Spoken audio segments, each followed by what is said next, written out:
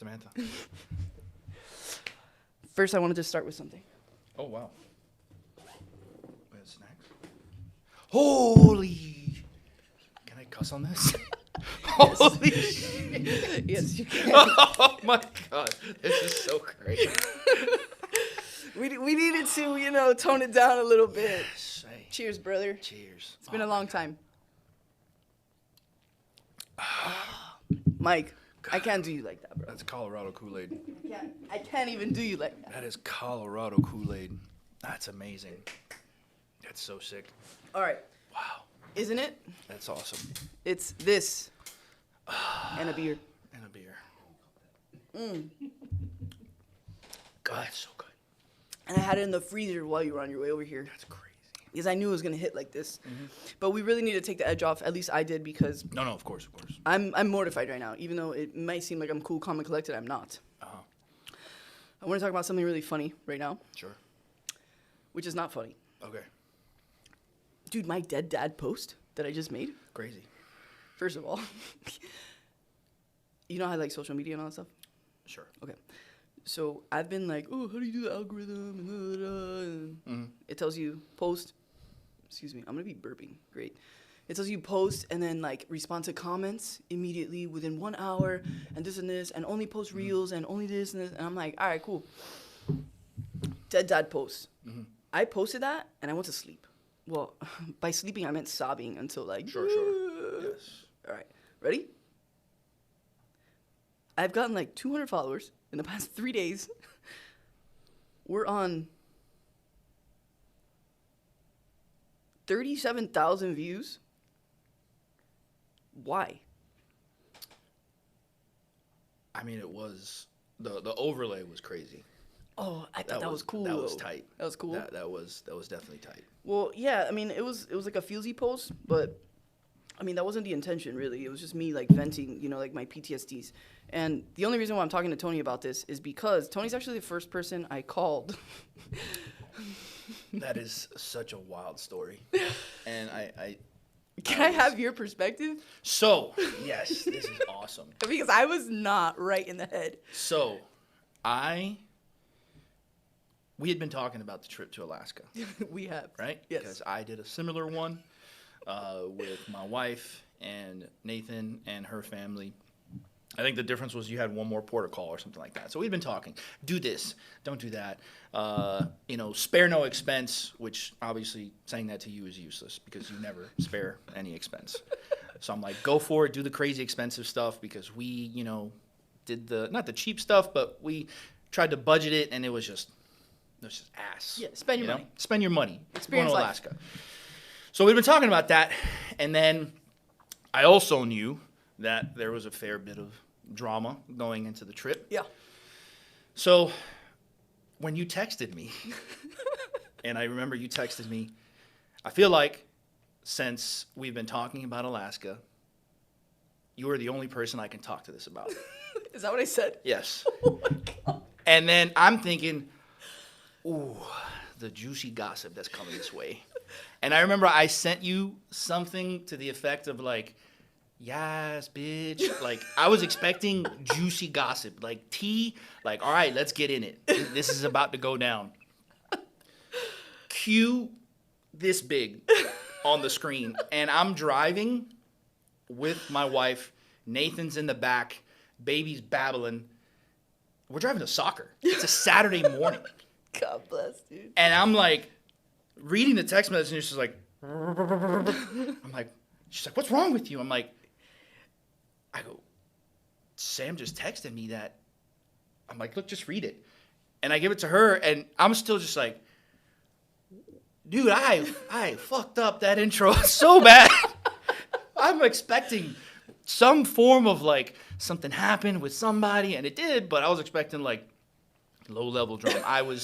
I didn't even know what to say, and I think the first thing I said was, it took me probably like 4 or 5 drafts to realize what I should send back. And I asked Katie, I was like, what should I write back?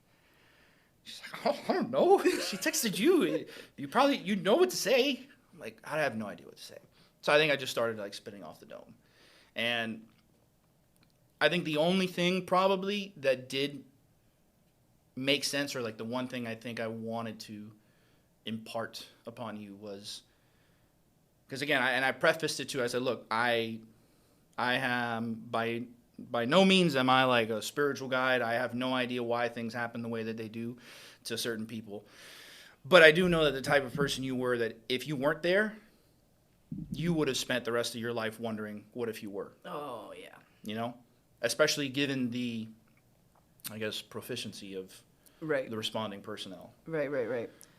I found it interesting because it was hard in the sense that, like, I needed to vent to someone who Sure. knows. Yeah. Right? And you have been amazing with me, like, at work, whenever I was going through my PTSDs at work. Yeah. Which that's was our job, is your job. And I was just, who do I, no one here understands, Yeah. you know? And I was alone, and I was like, no, I have nobody to talk to about this. I don't know what to say. I think I ended up texting Mike on scene because, like, I was so, like, what the fuck just happened? And I was like, this just happened. I don't know if I'm going to talk to you guys for a while. Yeah. And then I was like, okay, but who can I reach out to? Like, I need someone to tell me something. Like, Yeah. I need somebody who understands, because you like, you know, my family was there. Sure. And they're like, oh, crying. And I'm like, yeah, but you don't get it. You know, like, yeah, but you don't understand. You don't know what just happened. And, like, whether you think you are good at it or not, or you think you don't know what to say, you always say the right thing. And, like, that's a really cool thing about you. And, like, it was like, I need daddy. Oh wait, actually, my daddy just died, but, like, I need another. I need something. I need in lieu of I need a little daddy someone figure. with the same haircut. Yeah, with the same haircut to Yeah. tell me something of, like, calm down, you're good, you Yeah. know? And I don't even remember what I said. I genuinely don't remember what I said. It was I a lot just- of like thank yous and I love yous. Oh. It was a lot. I really don't recall a single word. I Yeah. just was so out of it that I was like, and then you came with your love. Yeah. I honestly did not know what to shoot for, and I didn't know because obviously, like, for work, I'm on the CISD team, right? So critical incident stress debriefing, and one of the things they tell you is when you're talking to somebody that's experiencing loss, you try to leave, like, or they encourage you to leave, like, spirituality or religion out of it, right? Just because you never really know. But it was just one of those things that, like, everything that I had told you up until the point that I said the thing about, like, oh, if you hadn't been there, you probably would have spent the rest of your life wondering what it. Everything up until then felt like I was scrambling to find something to say. And that was sort of the first thing that popped into my head that felt organic or right to say to you, just given the type of person you are. Because you would have dissected it. You probably would have requested the EMS report and looked through it. And I have been, as fucked up as this sounds, I have been this close to requesting the body cam footage. oh, Yeah. Because, Okay. like, you know, like, at work when you look up and you see the red light? yeah, I remember looking up and seeing the red light and thinking, fuck, this is all on film. yeah, You know? And I had been this close, but then I was like, man, what's going to happen if I see that? Is it going to open up something or is it going to close something?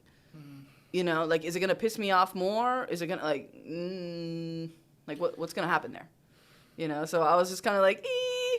And then I haven't even looked up, but my next lookup was going to be, how long do you have until you request that? You know, or until it, like, goes away.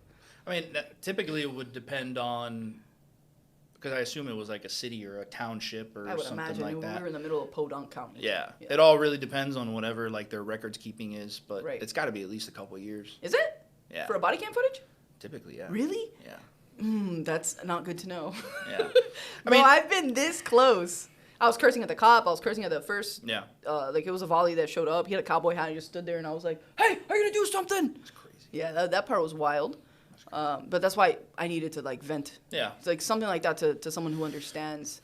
I don't know that it would necessarily be a bad thing. I don't know that it would necessarily be a good thing. I guess it all depends on Right. where you are Right. in the Process. journey. Yeah, I guess. I don't journey. think it's hit me until now.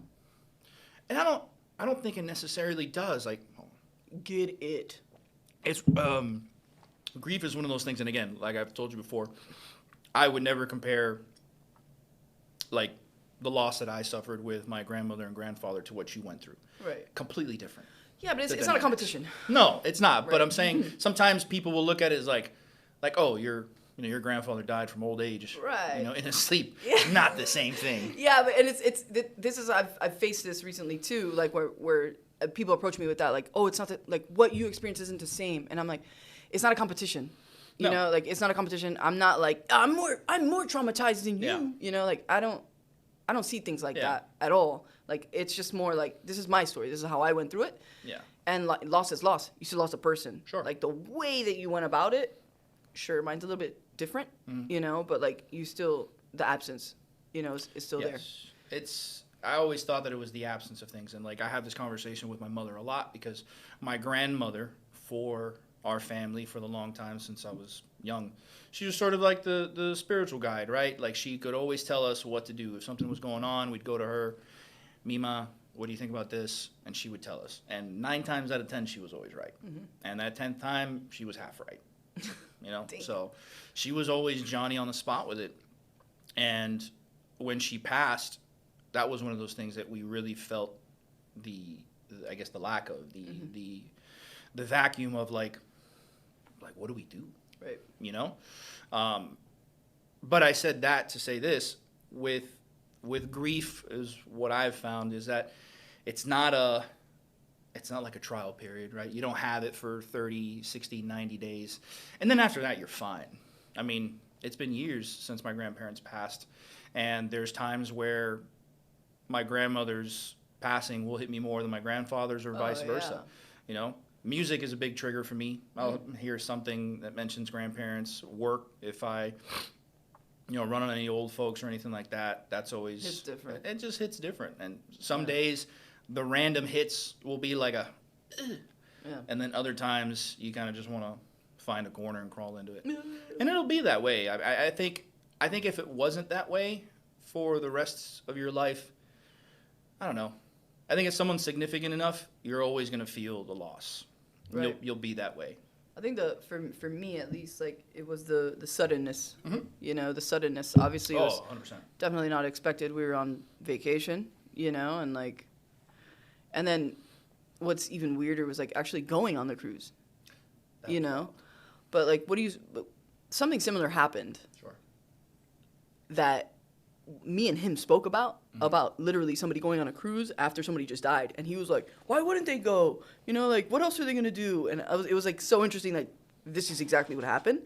And I was like, damn, dude, what the fuck? Like, okay, everyone's going. So right when I got to the house, the first thing I said when I walked in, because there was like 30 of my family members, I was like, hey guys, we're not gonna make this weird, and I'm not gonna make it weird for you. Everybody's still going on this cruise, and like, I don't feel some type of way about it.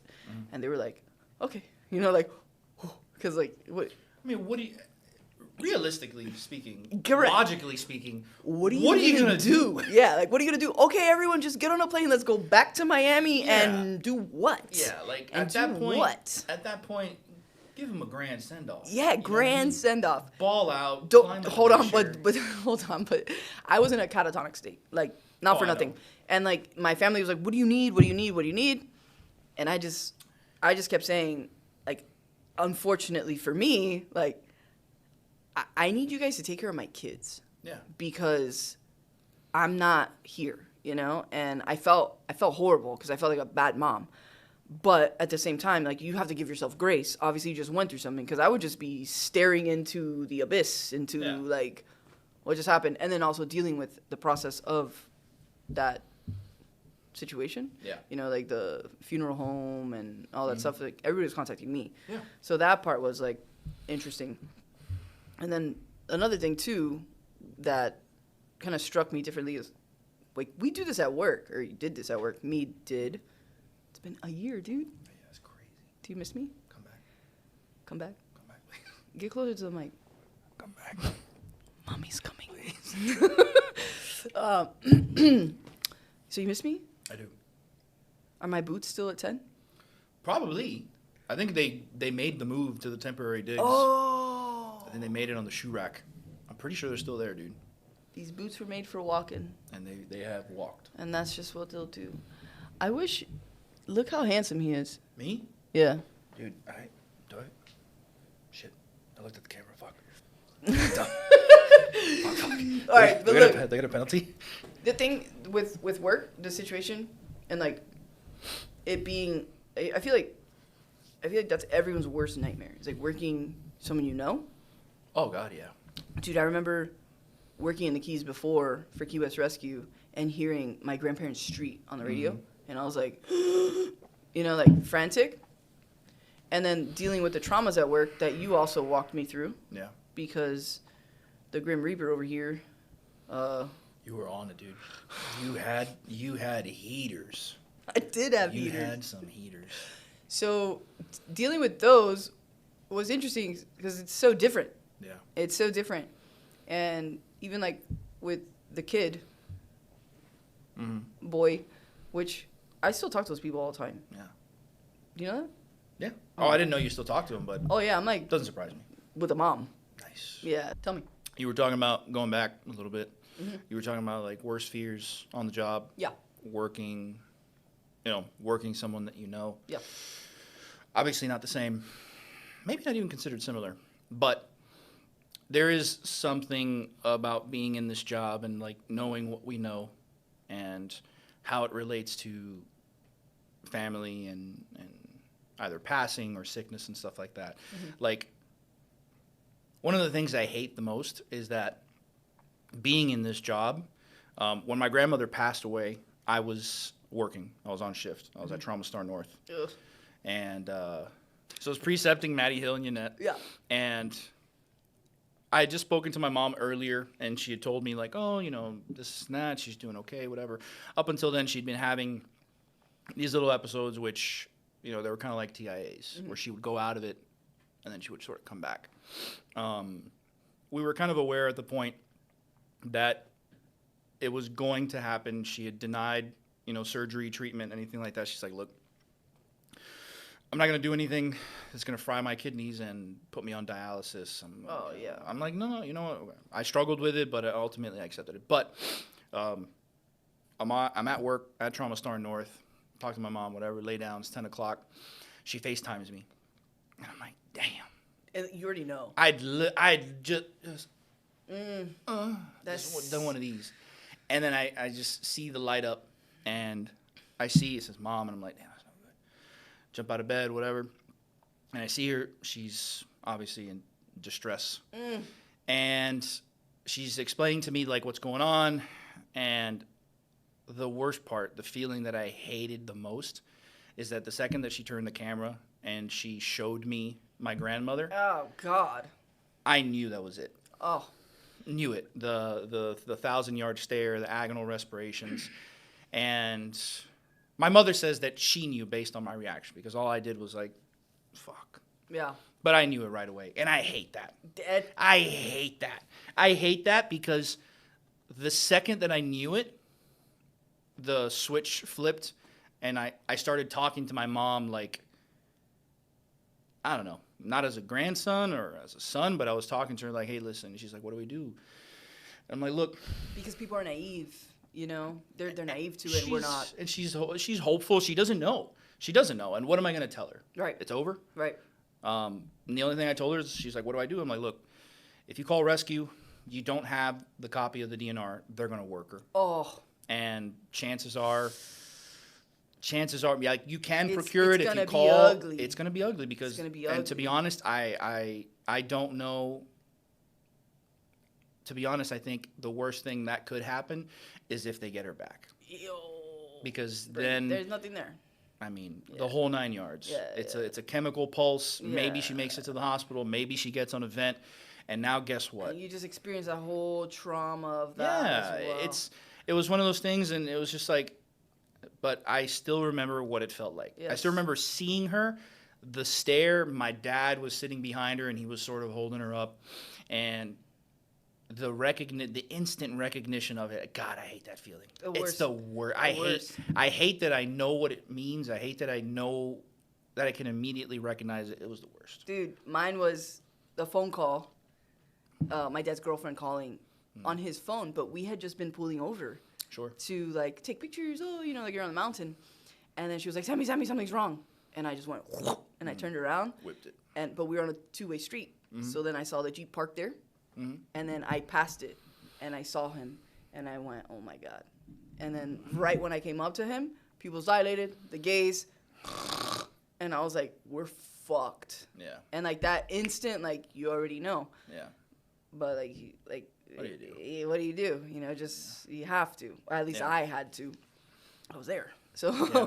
so like then doing it, and then finally when the actual real rescues showed up, Yeah. them doing like the show code Mhm. while everyone was still hopeful, and I was calling everyone in the house Yeah. saying, "Hey, my dad died." Yeah. And like I felt horrible because my dad's girlfriend was like, "No," and I was like, "Oh, he's dead." Yeah. You know? And she was like, "No, look." And I was like, "Hey, let me pull you aside. This is what's happening." And then she lost it. And then you're still like, it sounds crazy, but like I was on work mode. Yeah. You know? And I'm like, "Hey," and then I'm calling the other rescue, and I'm like, because there was two of them that ended up showing up at the real rescues, not the little volley guy. And I'm like, "Hey, watch her." Yeah. I'm like, she's about to be a patient too, because she was like, you know, freaking out. And she's like, "Sammy, I'm so sorry." And I was like, "I'm sorry for you." Yeah. And I'm like, "You just lost your partner." She's like, "Yeah, but it was your dad." And I was like, "Yeah, but that's your partner. Yeah. Like that's someone you're with every day." Yeah. You know, like I understand as my father, like that's your partner. I'm like, they're just both significant losses, but like, man, that feeling of just knowing. It's the worst. It's so dirty. I hated it so much. So dirty. I hate the switch that it flipped. Yeah. That was probably the worst part. It's like telling my mom, like, listen, this is going to happen. Just Can I say something really fucked Sure. up? Yeah. Why are we so dark? I don't know. That's why it's sometimes it's difficult for me, like when somebody tells me something like really messed up, because my baseline before I ever got into this job was just funny and sarcastic, Same. right? So you add on the job and the fact that our number one tool It's deflection. is just deflection With humor? disassociation, and how can I make this funny in a way that only the people that I work with can laugh? Brother, they were still working him, and I was like, "You guys can stop." Yeah. And they were like, "Huh?" Yeah. And I was like, "Bro, he's dead as fuck." Yeah. And they were like, Yeah. Ma'am, our protocol is," I'm like, "Oh, no, I understand." And I was like, "But like, he's dead as fuck." Yeah. And then they finally, bro, they ended up taking his body and whatever, like taking off. And I called the guy. I'm like, "Yo, I gotta move this Jeep." And they're like, "Okay." And I'm like, "The keys, they're in the dead guy's pocket. Can you go ahead and grab those for me?" And they were like, "Bro, what's wrong with this chick?" And I was like, A lot. "Everything." How do you want it? Alphabetically or? You want a list? Yeah. Like, I got a PDF. dude, that deflection is Yeah. crazy, but man, we're funny. So I had this this quote that, you know, Friedrich Nietzsche. Yeah. But it's Nietzsche. Nietzsche. Nietzsche. Okay. Is it Nietzsche or is it Nietzsche? Mind I if we think look it's that up?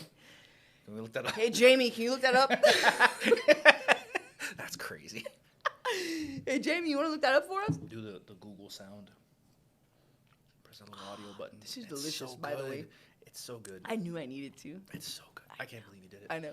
This is great. Whoever fights monsters should see to it that in the process, he does not become a monster. And I was like, damn, that's about right, man. That's why we deflect everything with humor and stay human despite the inhumane shit that you go through.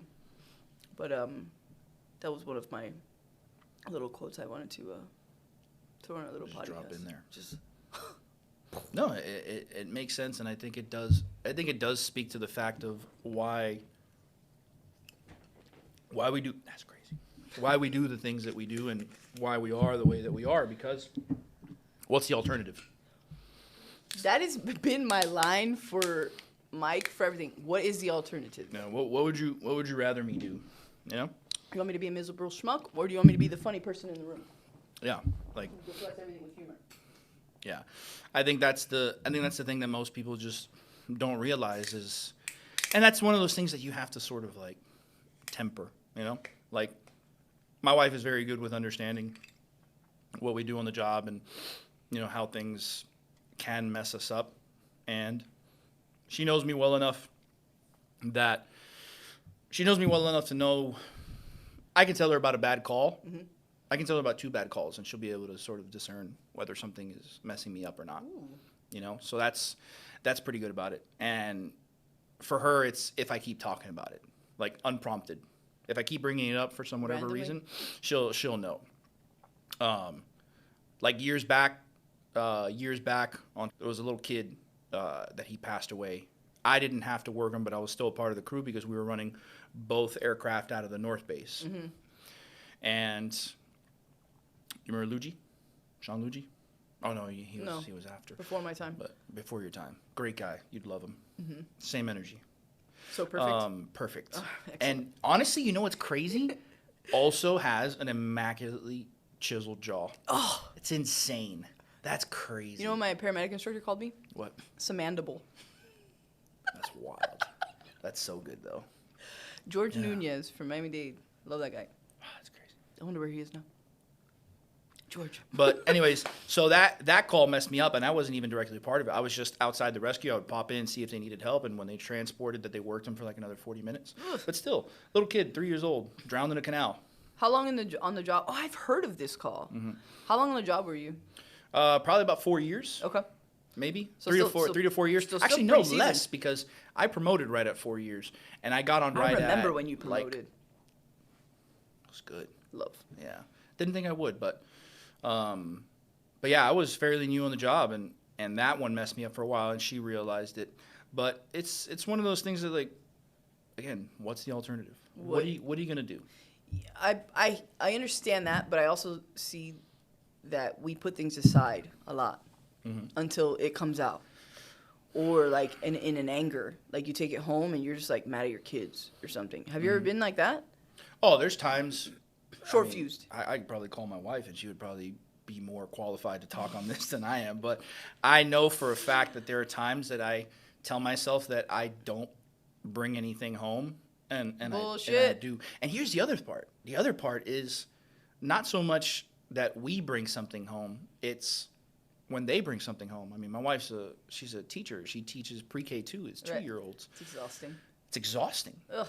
Changing diapers, screaming kids. They barely can communicate. Yeah. So she brings stuff home. And I can have a perfectly normal day at work, no stressors whatsoever, and I have trouble dealing with it. You know what I mean? Yeah. So it's a constant battle. I found myself very short-fused. Yeah. Because like I'm trying to process, and then I'm getting this external. And I'm like, what? Yeah. And I'm like, yo, what the hell's wrong with me? I'm like, this is nobody's fault. You know, nobody's fault. But I found myself a lot. Well, again, not that it's like a trauma competition. I feel like, I don't know, at least I was on not even that long. Mm-hmm. Had a lot of weird, fucked up situations. Like, and one after the other, that I was like, I haven't even processed this one. And I'm already on this one. Mm-hmm. And I was just kind of like, I almost became like in a little zombie mode that I was just kind of like, what the fuck is going on? Yeah. But I remember the day you called me that you had made up your mind. And I remember I was driving home. I was actually on the 7 Mile. Mm-hmm. And you had just hitting them fucking little ridges. Oh, the pump. Yeah. The rubber spots. Yes. And I remember you told me, you're like, hey, I'm going to put in my 2 weeks. And I'm like, and we had talked about it a couple times up until then. And I was always like, look, think about it, take some time off, do this, do that, whatever. The things I'm supposed to say. Of course. But that day I knew you were like legit. It wasn't a conversation. Yeah. It was notification. I'm telling you. I am updating you. Yeah. This is happening. I'm giving you a courtesy call. Yeah. And it was one of those things that I was just like, all right, cool. And the very next thing that you told me that, again, reaffirmed that you were serious is you're like, I feel like it's turning me into a bad mom. That's the thing for me. Yeah. You know, like, it's turning me into a bad mom. And it's crazy because when we hear certain things from people, it's funny how the brain works, where like everybody's got multiple personality disorder. I don't care who you are. I don't care how healthy you think you are, how much yoga, or if you take Shilajit or any of that crap. I don't care. I don't care what supplements you take, what belief system you're on. Get the fuck out of here. You're a maniac. Jesus, Jehovah, everybody's got multiple personality disorder. There's different voices. And I remember the first thing that I said, I'm like, my initial reaction was to be like, you're a bad mom. I don't know about all that. But then I remember thinking, it's crazy.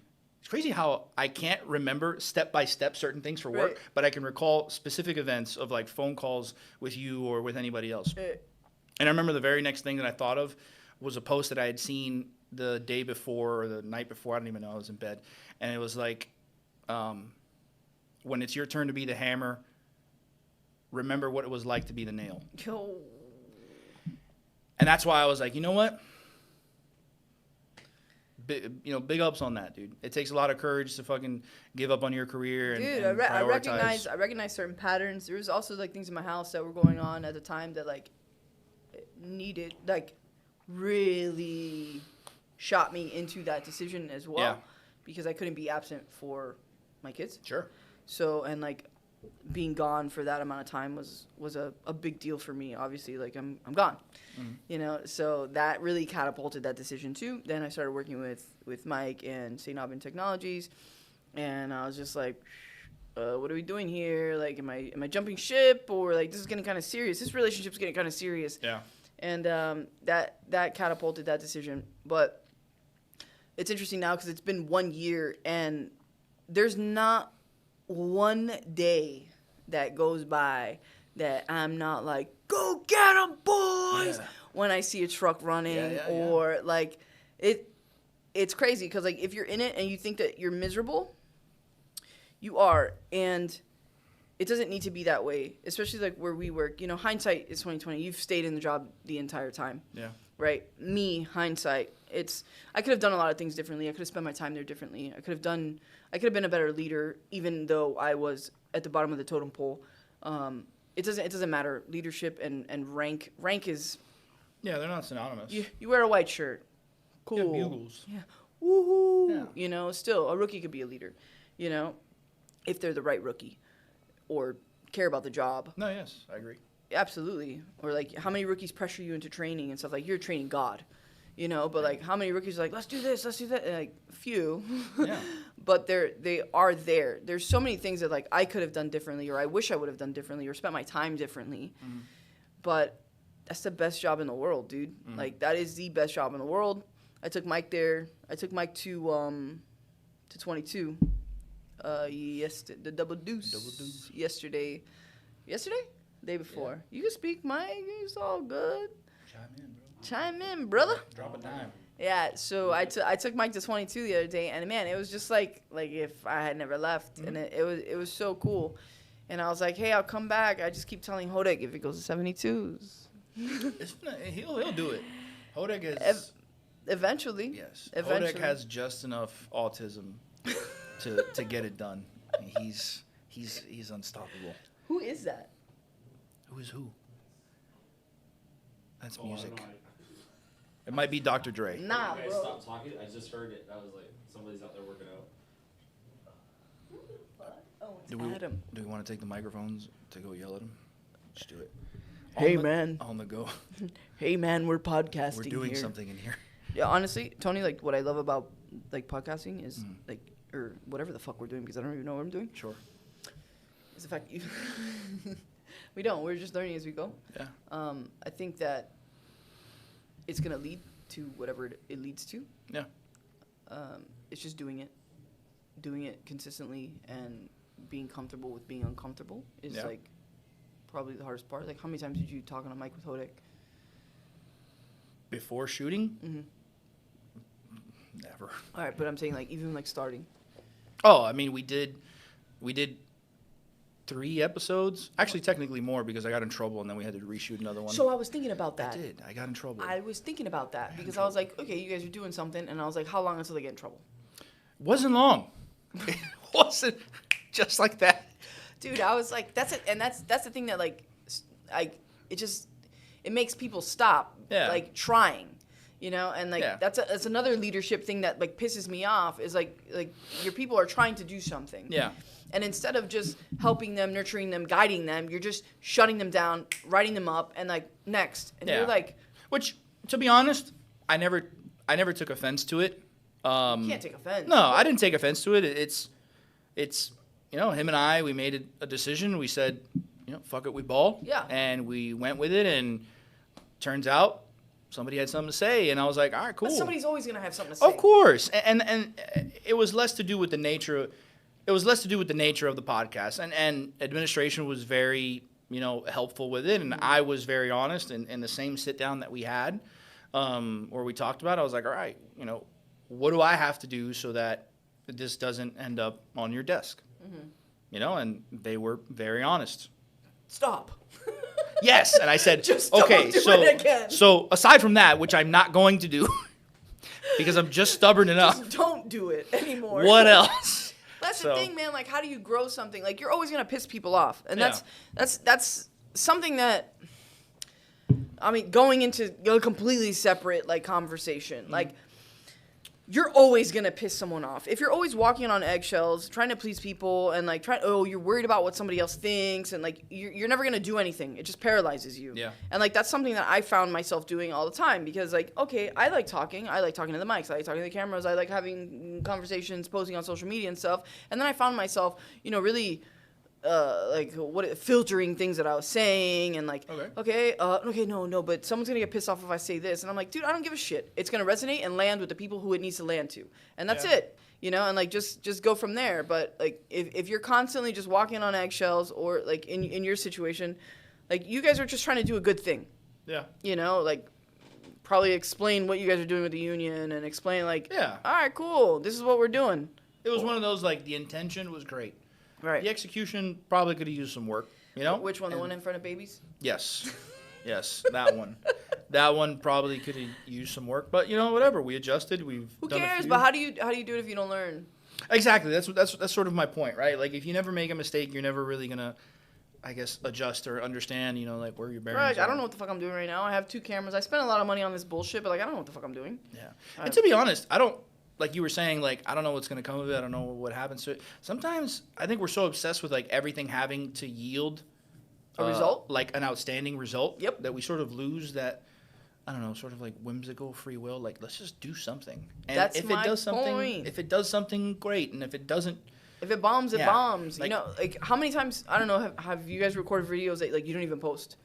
all the time. That's my point, though. Like, Yeah. I found myself in that situation all the time. Like, I have my stupid little camera in my house and my little truth brush or a little, Yeah. like, golf fucking tee that I, like, talk into with a microphone. And I sit there and I'm like, okay, but who's going to think about this if I say this? And then you're like, okay, cool. And then, but if I say this, then I'm going to piss this person off. And then you're like, fuck it. I'm not doing anything. Yeah. And, like, cool, now you helped nobody. Yeah. Now you didn't land with anyone, and you didn't say like the thing. You didn't say the thing. Like this stupid fucking post with my Yeah. dad. Like I wasn't even talking to anyone. I was just Yeah.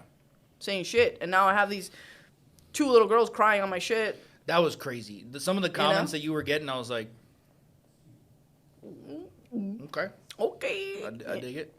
But like, you don't know who you're gonna land with or who it's gonna resonate to. And this is like my thing right now. Something that I'm working on is just doing, create, and just stop caring and post it. Like stop caring and post it. And unfortunately for you, for the government, so Yes. so that hits a little different. And I always find myself in that situation too. Like, man, working for the government's kind of hard.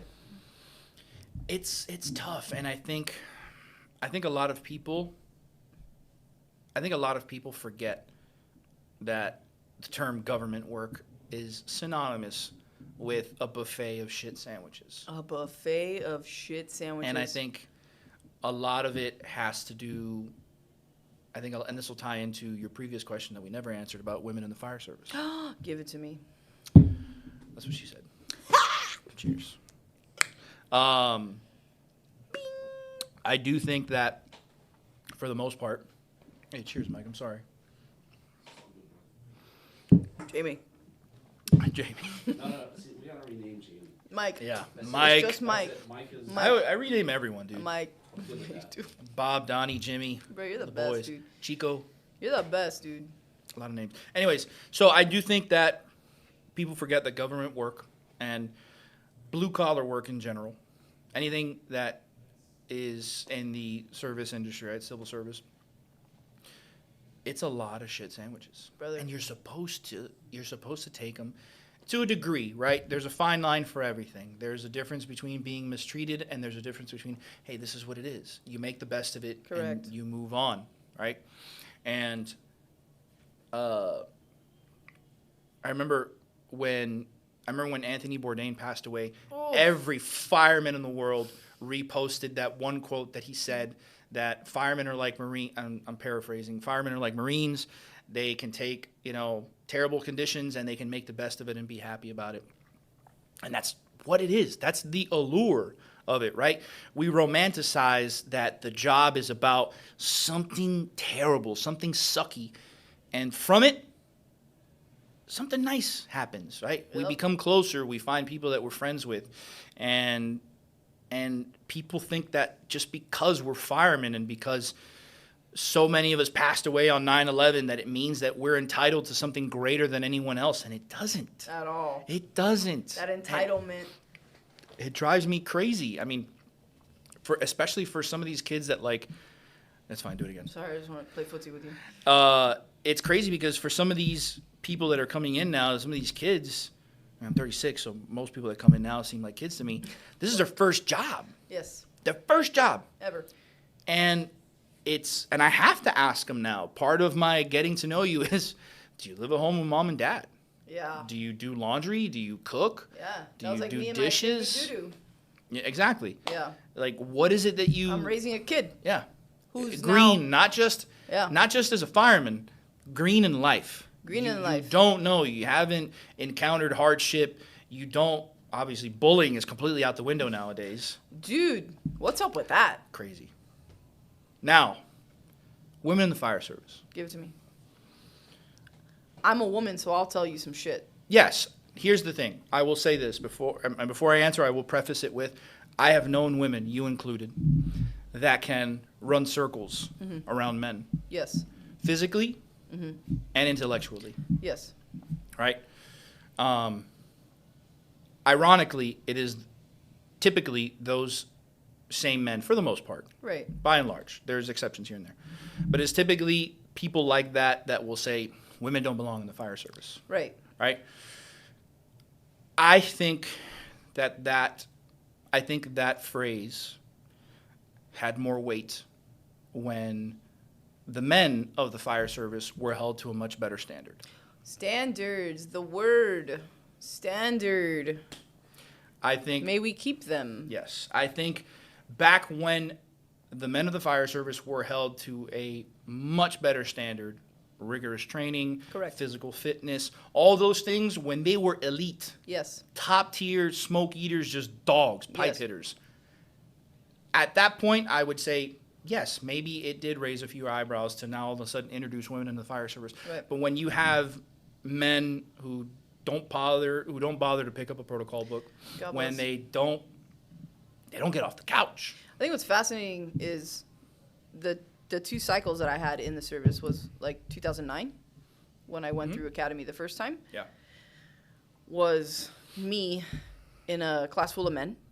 Mhm. And it was just me and another chick. And then my second go was way more women, but back then my standard was here. And then the second time around my standard was here. Sure. And that's always been the biggest thing that I didn't agree with, because at the end of the day, the job is the job. Yeah. Whether you have whatever plumbing you have, if the task is to do point A to point B and you can't do it, I don't care what plumbing you have. This is the job. You don't belong. Yeah. Period. And that always people, it strikes people as bad for me. Like, I'm like, I don't care. Yeah. This is the job. You either you can or you cannot. Yeah. Because if I go down, I need to know that you can carry me out. Yeah. As cheesy as it sounds, you know, like I need to know that you can carry yourself and me out. Yeah. You know, whether you're a female or a man. And then we have these standards that used to be here and are now here just to fit what? A quota. A quota? A staffing quota. Yeah, a staffing quota. And I don't agree with that because I believe it's a man's job. But a woman should be, if a woman can do it, Yes. go for it by all means. Like I know for a fact that where I was working, I could do it and do it better than most. Yeah. I don't want to say most. That's a little arrogant, but I could do it. Yeah. You know, I could do it unless Tony put me in a maze. 100%. Don't worry about that. Edit that out. We're gonna talk about mazes. We're not going to talk about mazes. I intentionally avoided that for my entire time with the fire department. But no, I mean, it's you did, but you didn't. There were plenty of times that you told me, like, look, just throw me in there. Yes. No, listen, hold on. If I suck at it, I want to be better at it. Sure. So if it's something that I know that I'm not good, please put me through the ringer. You know, like, but my thing is, you need to have that attitude. If you don't have that attitude, that's the problem.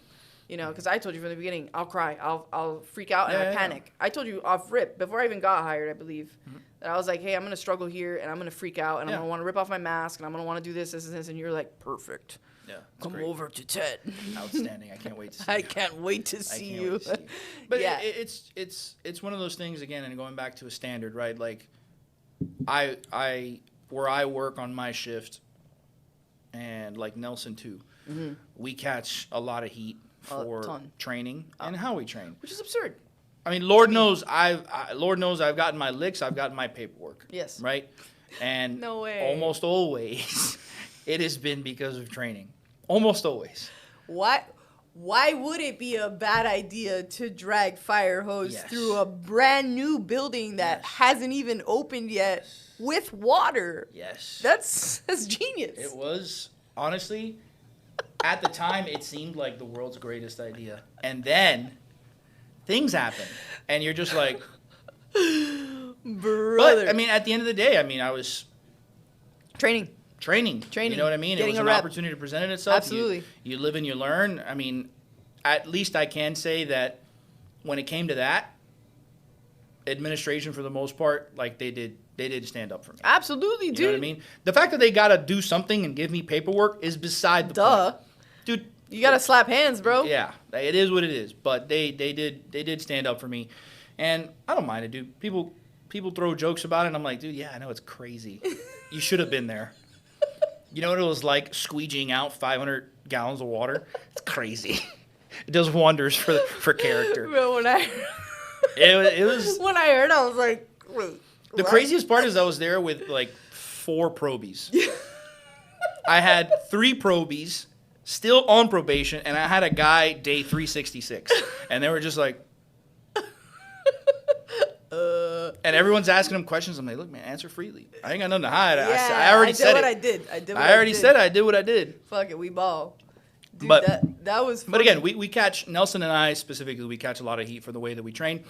And people will say what they say, and we just take it on the chin and we keep going. But you have to. So the only experience I have, is being with you, being with Nelson. Nelson was my first lieutenant ever, and I was at 8 for a year, which... What an experience. That's one of the craziest places to be in my opinion. Then I would float every once in a while with you. Occasionally. I probably only work with you. Well, no, because you were at 8 for a while with... When I was precepting Victor. Correct. On Trauma Night Star. ops. Yeah, night ops! Night ops. Night ops. So there was that. Then I was in Big Pine for a while. But like the best experiences I have is that. Yeah. Training. And then getting those reps in. Because I can't tell you, like, how many times you go to those slow stations and nobody does anything. It's the most depressing thing you've ever been in. Yeah. And then those stations get the gnarliest call, and nobody knows what to do. Nobody knows what to do. And you're like, yeah, that's because you guys have no reps. But then nothing happens, right? And this is a conversation that I've had with a lot of people. Nothing happens. Nothing bad happens. And we're like, big dog. Yeah.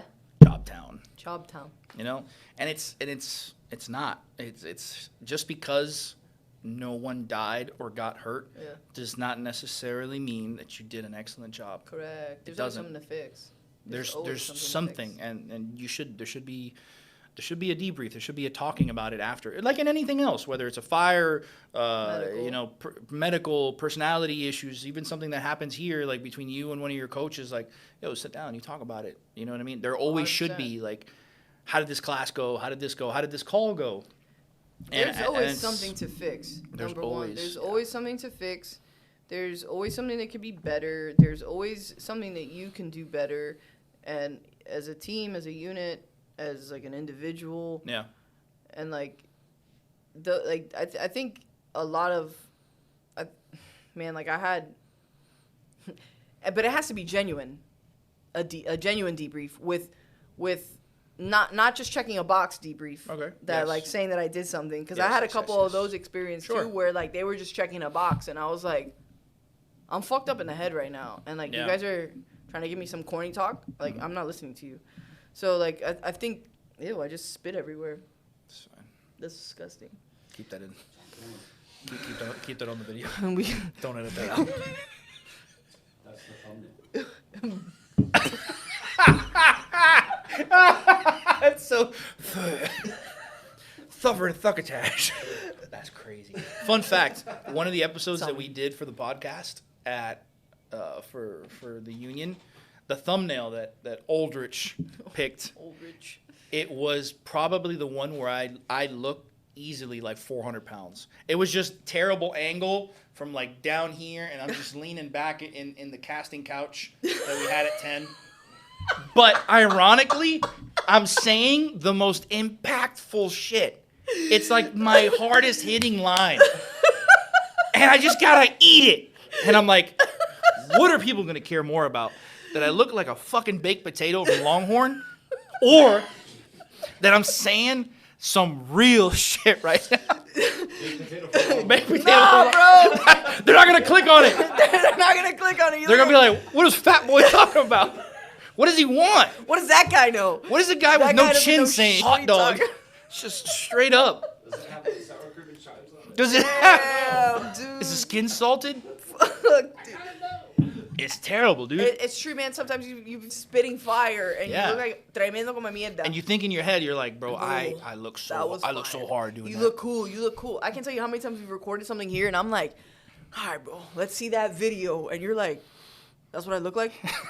I sound terrible. Or I tell him, I'm like, were any of you going to tell me that I had this hair like this? Yeah. I'm like, this is what it's like working with men. No one told me I had a booger. None Thank of you you. care. Yeah.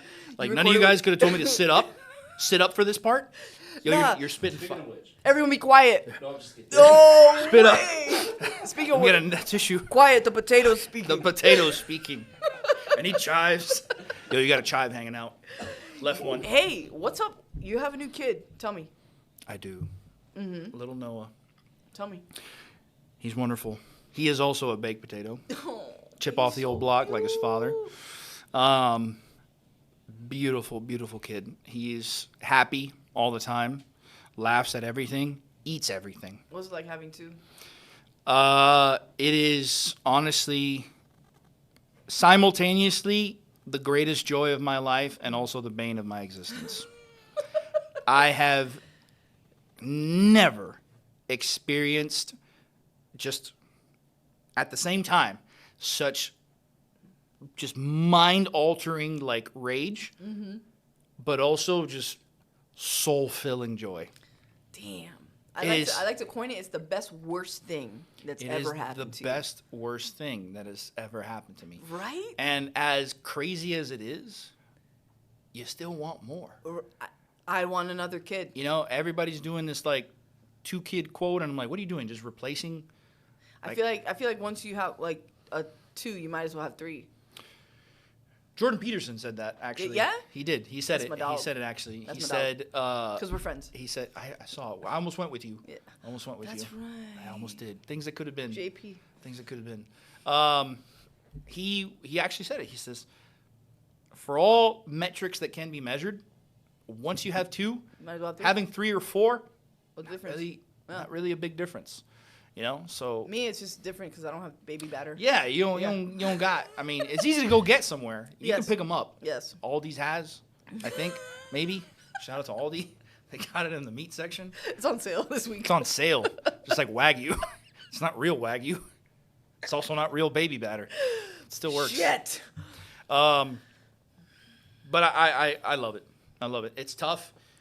Do you see them differently, or like? Because I'm curious about that. I'm curious about the feeling.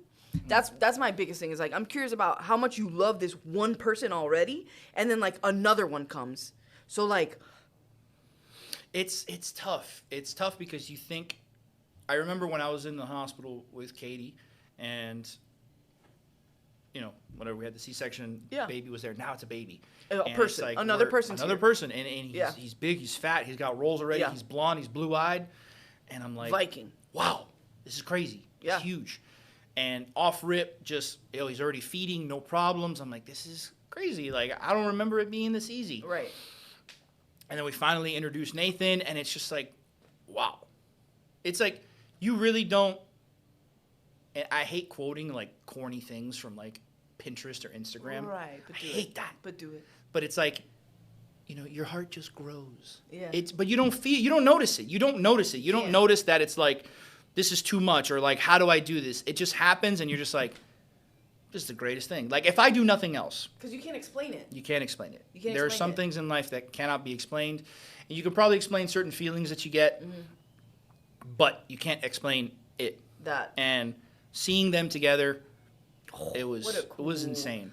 Even now, because one thing we have learned, and it's probably one of the biggest hurdles that we're trying to work through, is that it does have an impact on the firstborn. Oh, would imagine. Nathan does notice that we give a certain type of attention to Noah that he no longer gets. Right. Now it's more of like, Bobby, come on, bro. You can do your pajamas, right? You can brush your own teeth. What about me? Hey, can you get this? And we'll see him. And the thing is he's 5. He doesn't really have a Yeah. fully developed prefrontal cortex. So he's kind of just like, how do I get the attention back on me? You know what the Right. easiest way is? What? I'm gonna be an absolute terrorist. Yes. I'm gonna do what I do best. Yeah, Mayhem. Rage. Mayhem. Rage. And we're going through it in that sense, and it's tough because mine and my wife's initial reaction is to like, what are you doing? Yeah. Help us. Right. Why aren't you listening? But Be to him, helpful. Yeah. all he wants is to go back, even though he loves his brother, he Right. does, because that's the thing. He does. He loves him almost too much sometimes. Right. All he really wants is to go back to receiving the same attention that he once did. But it's not gonna happen. But he doesn't know how to communicate that. No, he So doesn't. I'm just going to rage out. It's wild because my cousin's kid tried to smother the baby in the hospital. Noah, I will tell you this. He's thought about The it. greatest threat to Noah's existence It's Nathan. is that he absolutely loves the outlandish, heinous shit that Nathan does to him. Good. He laughs, he cracks up, and I'm like, what are you doing? Yeah. And how can I discipline or scold a child? You don't do that. And then it's like, and he's just cracking up, a little fucking baked potato, just Little laughing and potato giggling, like too. to the point of like he's about to piss himself, and he's just laughing. And then he's like, but Noah loves it, and I'm like, I guess you got a point. Yeah. Well, what do I do? I don't know. That's their bond, though. It's their, yeah. Yeah. No, Nathan just does things because he thinks It's funny. and it's funny because every once in a while we say like, oh, we forget that kids are kids, but at the same time, I think we also forget that kids are very intelligent, and I We think underestimate them. yes, not because he's my son. I do think Nathan is extremely intelligent. Yeah. Especially in certain things like his ability to perceive things. He also has this weird concept of like death and the Brother. afterlife, which is beyond me. But anyways, in the terms of like, sometimes I'll ask him and I'll think I can't ask him. But the other day I just said, fuck it. And I asked him, I'm like, why do you act like this? Why do you do these things? And probably wasn't the best question to ask because maybe that's too loaded for a 5-year-old to be able to answer. So then I thought to a degree, I'm like, maybe that's too difficult of a question to ask. So let me rephrase it. And so I asked him, I'm like, are you the way that you are with Noah? Because that's how I am with you. In terms of like the roughhousing, because I do. That was how I was raised. My dad played rough with me all the time. We were always wrestling, and he would put on, I mean, some people are too young to remember this, but sock and boppers. You remember sock and boppers? My dad busted out a tooth on a sock and bopper. Let's go. Just, boom, tooth right on the end. Crazy. So I looked forward to having that with my son, and I do. I play rough as hell with him. And that's how he is. And I asked him that day, I'm like, are you the way you are with Noah? Because that's how I am with you. And he goes, yeah. Changed everything. And I'm like, there it is. Damn. You know? And they're sponges in the sense of like, you know, I'm not going to sit here and say that my marriage with my wife is perfect. We lose our temper. Course. We yell at each other. You know, sometimes we go off the cuff. I mean, I've seen her like grip a knife once or twice and look at me. And I'm just I swear to God. I'm like, oh, don't do it. I swear to Don't God. You can't do this without me. Don't stab me. Don't kill me. But sometimes her and I will lose it, and we'll forget that we're in front of kids because emotions run high and 100%. stresses, and we do things, and then that sort of translates to him. Like he says, like, all right, it's cool for me to express my feelings this way, or if I'm feeling too much, it's what I see. It's all right. I can be this way. It's crazy when your kid does you on you. Exactly. Because you're like, what's wrong with you? And I'm like, oh, that's me. Your kid takes you, turns it into a Uno reverse card and hands it to you. And then you're like, why? Why? Yes. Like, he's a little. Miles is a little shit. I see him, bro. I see him with his rain boots. Yep. Checking eggs. He gives it to me right back, and I'm like, dude, what is your deal? And I'm like, I am staring at myself. That's the hardest thing. Look, Nathan with sleeping in his bed, right? We try to tell him, buddy, you gotta sleep in your bed. Yeah. It's gonna be more comfortable. This night. He's like, oh, but I don't want to be alone. He's like, yeah, but you know, big boys gotta sleep in their bed. Yeah. And he goes, but Daddy. He goes, why do I have to sleep by myself if I'm little and you and Mom are grown up and you get to sleep together? Damn. I'm like, shit. The thing is, don't ask me questions that make sense. Stop it. It's hard, dude. It's hard. It is. It's a difficult thing to navigate, man. Kids are crazy. Yeah, they know a lot more than we think, and I think asking Nathan more questions instead of just getting mad at him is something that we're trying to do. That has been my biggest ticket lately. Is just asking the right questions instead of just me trying to dictate how it's going. Yeah. Because I'm like, I need you to do this instead of asking him like, why are you doing this? Or but you have to sift through it, right? Because again, it goes back to what I was saying. I could have simply asked him, why are you doing this? Yeah. And he probably would not have been able to piece together. He can't articulate that. He can't articulate that. He can't piece together an answer. But if I phrase it differently in a way that maybe he can understand, now he sees it and he can answer. Like, yeah, that's like a stupid question that that I have started using for him when I get him in the car. Like, you know, like when you ask your kids, like, oh, how was school today? And they're like, they don't know. They don't shit. They're like, I don't know. So like now I ask him every day he gets in the car. I'm like, hey, buddy, did you do anything hard today? Yeah. And he's like, no, everything was easy. And I'm like, all right, cool. What was easy? You know, like you have to ask the right questions and like bring yourself down to their age. But like, bro, I've been doing so much research on this stuff because I'm like, where am I failing? You know, like I don't know if you share the same sentiment. Like I always feel like I'm failing. Like what am I doing wrong? I'm messing this kid up. Yeah, no, you know, like 1,000%. Yeah, like what am I doing wrong? I think about that every day. Any day, every single day that I wake up and I'm not a millionaire and able to keep my wife at home to take care of the kids and they, you know, can't get dropped off at school in a helicopter. I'm just like, wow, I'm just a massive sack of shit. No.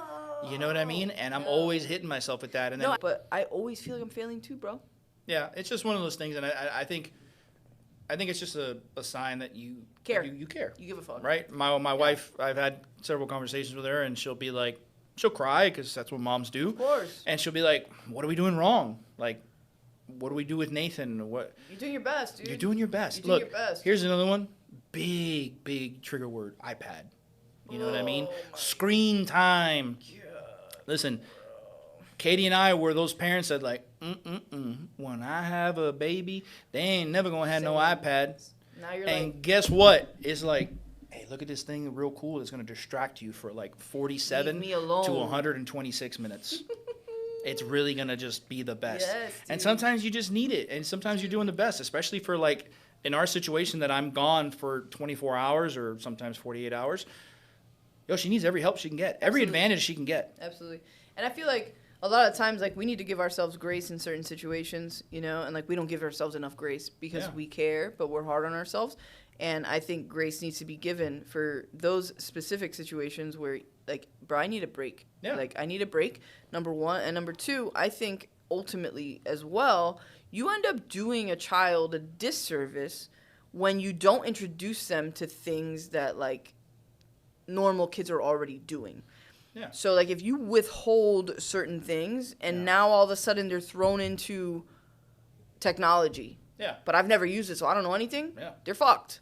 You Yeah. know? So it's like, I understand teaching them safe ways and things of that nature and, like, regulating. Ways to mitigate. I do think that there is such a thing as obviously too much, right? Of course. With Nathan, his problem is not so much the iPad, but more like YouTube, right? The rabbit hole. The rabbit hole. It's the instant sort of hit of dopamine. Like, Yes. I don't like this video. Next. I don't Yes. like this video. Next. I don't like this video. Instant. Next. And let me next. ask you, right when he gets off of it, how is that? Well, it depends. If he's done with it, like on If his own. he's done with if it. he's done with it, But if you need to not take a problem. it, If we gotta take it, bro, loses it. and Loses then it. you have to, like, Yeah. But he's just not acting. He's not acting rationally. because It's a dopamine hit. You're taking away what makes me feel good, and then yes, you start thinking. Oh, sorry, no, you're sorry. good, you're good. Please. Don't hit me. Yeah, it's one of those things that like you think, okay, I'm never gonna give him this iPad again. It's Ever. not that. It's with moderation. Like I've had to block a lot of like YouTube channels Of course. on it. My wife put a time limit. Mm-hmm. Ironically enough, he's clever enough to figure out a way around the time limit that He knows we the didn't even know. We were just like, How the we've been hell? home all Saturday. How are you still watching? Yeah. He goes, I don't know. Yeah, right. He's And like, then "Here's the every 2 password, hours, loser." when it hits time limit, in tiny little letters at the bottom, it says "ignore time limit." I'm like, who, They know, man. They know. That's who the on thing. YouTube would put this function? But that's the thing is they know. They know all of these little tips and tricks. Like he'll literally just turn the iPad to me and be like, Yeah. put the passcode, and I'm like, it's there for a reason. Yeah. The time limit's there for a reason, not for me to just Yeah. the time limit. But like it's war when I take it. It's Yeah. war, and I'm like, hey man, I don't want this war. We had a deal. Yeah. You know, we had a deal. Even the like you said, it's the instant dopamine, right? Like yesterday. First of all, fuck homework. Sure. I have like 2 hours with my kid when Yeah. I get home, and like we commute. Like the only 2 hours I have, I'm like fighting him Yeah. to do homework, and it's like the most exhausting thing ever. And like, oh, we're not gonna give so much homework. We're not gonna give so much homework, Yeah. and it's like, dude, I have 2 hours at home with my kid. One of them I gotta really be cooking unless I'm ordering food or something, and then the other hour, what? I'm pulling teeth when he spent the whole day at school commuting, doing all this stuff, and like. Now I'm fighting him. Yesterday, I was like, I don't give a shit about your homework. I did do the homework anyways. Sure. But we did science projects. And I was like, all right, let me be extremely present with him. I got him a little lab coat, little goggles. He looked like a little Bill Nye the Science Guy. It was a blast. We did all this stuff, right? And then he's like, has a TV on in the background. I'm like, no. I'm like, no, we're turning the TV off. He's like, no, I'm watching it. I'm like, dude, We're doing something. we're right here. Yeah. Like, what? Like, Yeah. but they're so used to that, like Yeah. constant distraction. But think about it, even with us, is something that I've learned or noticed. Like we can't do anything without getting in the car, putting on the radio, getting in the car. Oh, or yeah. be in the house and like, oh, let me listen to music. And it's like, why can't you just sit in your own thoughts? Yeah. Why can't you just vibe? It was depressing. What? We were just talking about like how offices and working in What's that? offices and I have ischial bursitis. Oh yeah. From the infamous chair. ischial Bursitis. ischium. Yes. That's crazy. Yeah. From sitting. All I will say, having said it to this point, all I will say is that when I asked for a new chair, I got no from 2 people. She was one of them. Brother, And then she took the chair to make a point. I took his chair. Like, I took his chair and I have ischial bursitis. Like I've been active. I bursted my ischius. But like I've been leaning like this the whole time, or like actively putting pressure differently because of that from sitting on a chair, dude. You need a donut? I told him the other day. Just getting back to life. Bro, you look thick. Thank you. I feel thick. You look thick. Like your legs look humongous. Thank you. Obviously in a good way. Thank you. I appreciate that. I'm not like you're. I was waiting for that part. Yeah. The whole time I've just been like, is it good or bad? Is it good or bad? Again? Is it the baked potato? No, bro. You look jacked, dude. Thank you. What are you doing? Literally, I just started working out again. All right. Who's at your station? Same. Donnie, Jimmy, Bob. I got the boys. I bought in. The only thing we're doing different now is like we go to the gym straight away. Immediately. First thing in the morning, Yeah, straight little you have school. to. If not, We do a lift and then conditioning. all right. Lift, conditioning. It's It the works, life, bro. dude. Yeah. And then it's tough now. We can't train as much as we used to because they have us at that portable the Airbnb. Bro, I thought it was bizarre because like I saw one of the guys post something and I was like, "Where are you?" Yeah. And they were like, "Oh, we're in temporary station 10," and I was like, "Oh." I thought there was like some new station or something. I was like, "Yo, where are you?" I call it the Airbnb. I have a hard time calling it Station 10. It's not station. It's an What is Airbnb. It's just a house. It's a house, yeah. It's a house, 2-story. They split it into like several units. So like the upstairs is split into 2 units. Way, dude. The first floor is its own thing. We don't have access to it. We're just on the second floor. They're separated. So like if we want to get to the main cooking area, we have to leave the dorm area and living quarters, go outside, walk down a set of stairs, go up another set of stairs, and go around. So that's kind of Where are the trucks? parked out front. It floods all the time. Rough. No more. There's no like at night or when tide's rough. There's no bunking out outside the truck because you're in ankle deep water. Shut up. Yeah, it's fun. Real. But it's in the spirit of the loaf, you know? Everyone hated Station 10 because they thought it was an absolute shithole. And then now. the right people came together. Yeah. And So can you bring me my boots? if they don't have mold, I'll bring them. But I do believe they made the trip over. I miss my boots. The Redbacks? No, they're not redbacks. They're the fancy ones. The Hikes? Yeah, You sure? positive. I don't know. Positive. I know I left them there. I'll check. It's okay. I'll just go back. They might have mold. For a fact, have mold. They might have mold. Damn, dude. So yeah, that's what we're in now, and it's just we're a little further off US 1. It's been an adjustment. What's the goal? Like, what are they doing? No, we're in there temporarily until they build the Yeah, new but, like, living what's quarters. The plan?